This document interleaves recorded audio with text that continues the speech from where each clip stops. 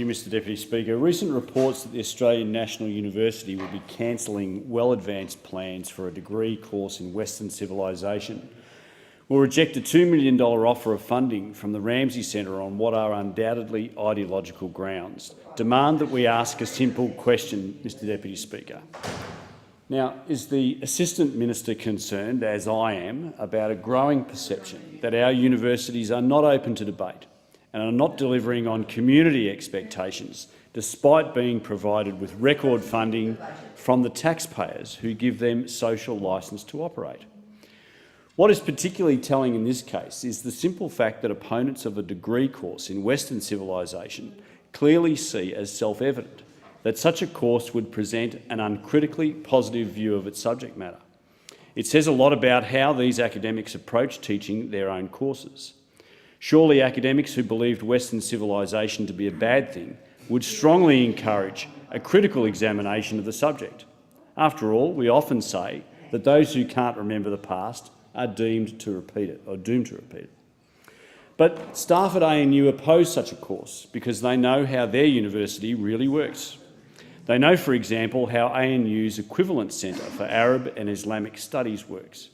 This is a body funded by the governments of Dubai, Turkey and Iran, which changed its name from the Centre for Middle East and Central Asian Studies immediately following a particularly large Emirati donation. It's a centre which just 5 years ago hosted a 9/11 conspiracy theorist, Richard Falk, who dismissed summary executions, repression of women and general human rights abuses taking place in the centre's donor, Iran, as happily false. It's a centre whose director, Amin Saikal, presents a single viewpoint so divorced from reality that he describes Iran as providing, and I'll quote, a degree of mass participation, political pluralism and assurance of certain human rights and freedoms which do not exist in most parts of the Middle East. And he suggests that the coalition operations in Afghanistan and Iraq were the result of a Jewish conspiracy. The implication is clear.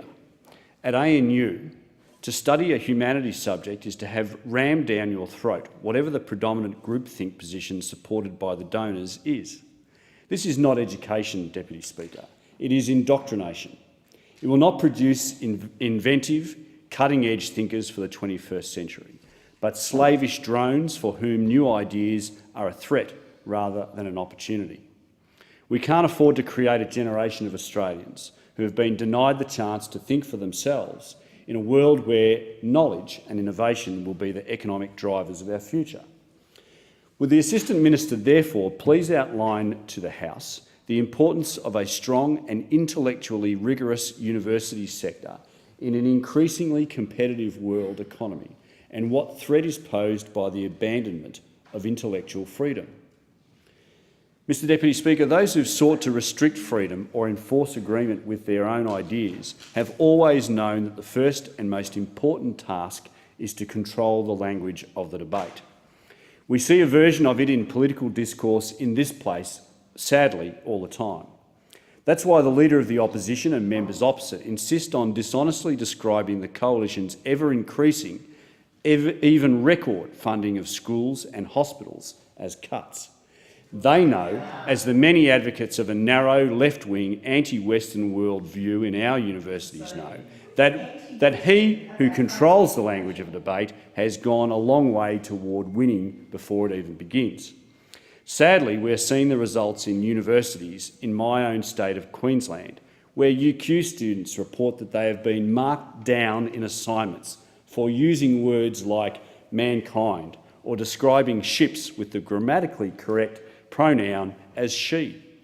It is also why, in a stunning piece of doublethink, ANU have claimed that their grounds for restricting diversity of thought by rejecting a course in Western civilisation is that it constitutes a threat to academic autonomy.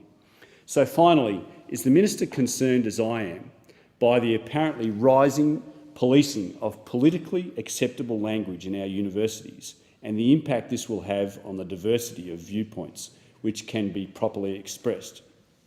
Mr Deputy Speaker, our universities are the nurseries of Australia's intellectual future. They are the training grounds for our next leaders and the incubators of the ideas that will preserve our nation's prosperity. rampant politicisation, intellectual The member's cowardice time and has ideological expired. enforcement. The question is